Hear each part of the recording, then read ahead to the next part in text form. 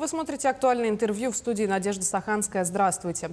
Акционерная компания «Железные дороги Якутии», управляющая железнодорожной магистралью в республике, обеспечивает перевозку грузов и пассажирское сообщение, соединяя регион с сетью РЖД через станцию Нижний Бестях. О целевой подготовке кадров и профориентационной работе компании мы сегодня и поговорим. Наш гость в студии Владимир Мирошник, заместитель генерального директора по кадрам и социальным вопросам акционерной компании «Железные дороги Якутии». Владимир Петрович, здравствуйте. Здравствуйте. Компания целенаправленно занимается вопросами целевой подготовки кадров. Как изменился конкурс на целевые места за последние пару-тройку лет? Целевые места мы, как правило, заказываем в Дальневосточном государственном университете путей сообщения. Это с высшим образованием, а специалистов со среднеспециальным образованием для нас готовят Бестяжский техникум транспортный имени Брызгалова. Дело в том, что с каждым годом интерес к железной дороге возрастает, география поступающих на целевые места также расширяется. Ну и естественно, что для нас очень важно, чтобы эти выпускники через определенное время приходили к нам. В настоящее время ориентировочно 40 человек обучается в Дальневосточном государственном университете и около 300 в Бестяжском транспортном техникуме. Основные профессии, которые сейчас выбирают, это эксплуатация железных дорог, информационные и телекоммуникационные системы и диагностика. Но у вас же есть еще и олимпиада профильная. Как оцениваете ее результаты? Вы знаете, в этом году мы провели олимпиаду в 14-й раз. И результаты очень достойные. В этом году у нас участвовали 38 участников из 7 районов и города Якутска. Всегда у нас участвует от 35 до 50 участников. В этом году, как никогда, результаты были достаточно высокие. Преподаватель, который к нам приезжает с университета, с Хабаровска, она была достаточно приятно удивлена. И нам было приятно, что в школах стали обращать внимание на такие предметы, как математика и физика. Потому что для нас это предметы основные для железнодорожников. И, значит, один у нас участник Олимпиады написал математику на 100 баллов. Ого! Да. Задание готовил преподаватель университета. То есть здесь похлеще, наверное, чем на ЕГЭ.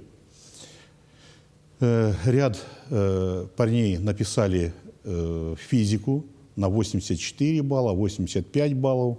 И что вот меня, как заместителя генерального директора по кадрам и социальным вопросам, радует, что участвовали в этой олимпиаде дети наших работников. И все они добились очень хороших результатов. В дальнейшем мы планируем олимпиаду нашу расширять и расширять ее географию.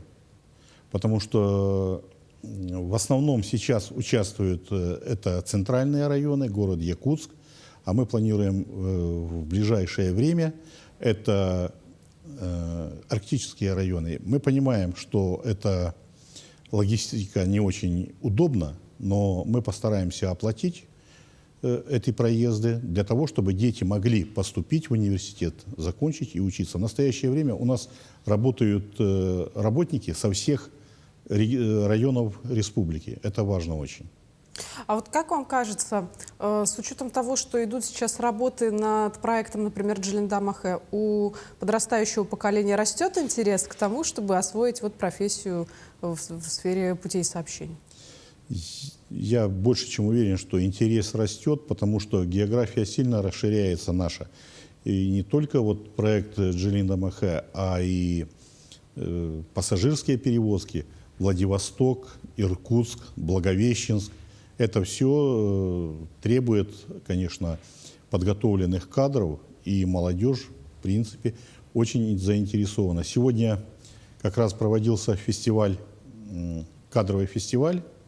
Мы участвовали в нем, и то, как дети подходили к нам, с каким интересом, интересовались нашими профессиями, и что они где могут закончить обучение какое, считаю, что это будет хороший кадровый потенциал в будущем. Ну, плюс еще и для тех, кто выбирает вашу профессию, это же буквально возможность путешествовать. Да, это, можно так сказать, бесплатное путешествие. Практически, ну, полстраны, по крайней мере, по Дальнему Востоку мы можем путешествовать. Про абитуриентов поговорили, да, о том, какие они специальности выбирают. А специалисты каких профессий сейчас наибольше всего востребованы? Наиболее востребованное – это управление движением в настоящее время, инженеры по строительству железной дороги. Ну и, конечно же, в настоящее время требуются машинисты локомотивов и инженера, которые могут ремонтировать ту технику, которая у нас есть. Какие сейчас вообще надо проходить процедуры для того, чтобы стать студентом, который учится по целевому направлению? В настоящее время немного даже облегчена процедура для того, чтобы стать студентом по целевому направлению. Мы уже в этом году подали заявку на сайте «Работа в России», и каждый школьник, не только, например, с нашей республики, а и из других регионов, увидев, что железные дороги Якутии набирают в такой-то университет по таким-то специальностям, могут откликнуться, и мы их можем принять. Именно по целевому направлению. Кроме того, у нас республиканская комиссия ежегодно работает летом, и, соответственно, осуществляется прием, в том числе на целевые места. Угу. Меняются ли условия труда работников в целом? Ну, конечно, меняются. То есть приходит новая техника, новое оборудование. Мы стараемся обеспечить людей на любом месте, ну, рабочем. Именно создать условия для безопасной работы, ну и нормальных условий. А какие-то преимущества можете выделить такие, чтобы прям заманить, возможно, каких-то потенциальных работников к себе? Потенциальных работников можно, наверное, можно. Это все прописано у нас в коллективном договоре. Наш коллективный договор считается одним из лучших в республике. И ну вот последний пример, то, что мы дополнение ввели, наверное, он для всех очень такой интересный, и по республике я не слышал, чтобы о нем говорили. Те, кто проработал не менее года в компании и рожают ребенка, мы оплачиваем 1 миллион рублей. Ого! Да, мы выплатили уже в этом году более 50 семьям по 1 миллиону рублей. Те родители, если работают оба у нас в компании, то получают по 1 миллиону каждый. Это кроме того, что мы оказываем помощь при обучении, в других условиях. И самый еще такой момент есть. Мы, конечно же, стараемся, чтобы наши люди отдыхали и занимались спортом. То есть по сдаче ГТО за значок первой степени 30 тысяч, второй 20, третий 10 тысяч доплачиваем. Это такие мелкие, но они очень важные. А, наверное, еще, что является самым главным, это предоставление жилья. Мы строим свои дома в Алдане, Тамоте, Бестяхе.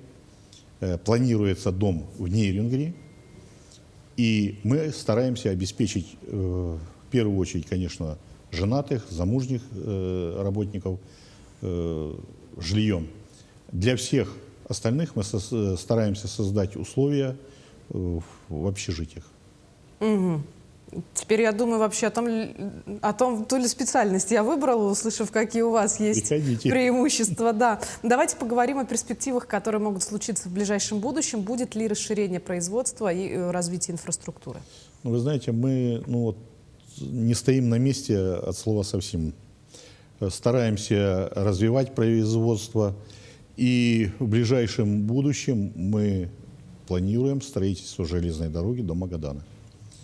В настоящее время идут изыскательские работы, проектные работы ведутся. И в будущем мы будем идти до Магадана. В настоящее время мы уже посещали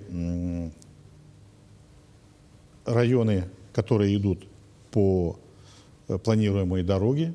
Для чего? Для того, чтобы уже там отбирать учеников, которые в будущем поступят в техникумы, в университеты, именно по железнодорожным специальностям, чтобы были ближе к дому. Да, кстати, это очень интересный подход. Ну, и коллектив компании молодой ежегодно пополняется выпускниками и Дальневосточного университета путей сообщения, как вы отметили, транспортного техникума. Какой совет можете дать подрастающему поколению, молодым специалистам, которые только начинают свою карьеру в железных дорогах Якутии? Ну, наверное, главный совет – это не бояться чего-то нового, не бояться уехать от родителей, не бояться сорваться с места и пойти там в другой регион, в другой район, а именно найти там работу, не бояться. Потому что, давайте вспомним тех же бамовцев. Они собрались, уехали в тайгу, просто в чистую тайгу, и строили железную дорогу. В настоящее время, конечно, это, наверное, не та тайга, что была тогда, но вместе с тем строительство новых железных дорог, оно требует именно сорваться с места, не бояться.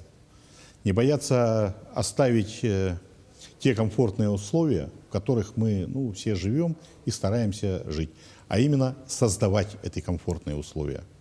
Ну, тем более, что комфортные условия еще дополнительно ваша компания предоставит. Да. Владимир Петрович, большое спасибо, что нашли для нас время. Мы поговорили с вами так интересно о кадровой политике вашей компании. Приходите к нам еще. Спасибо, обязательно. Напомню, вы смотрели актуальное интервью. До встречи в эфире.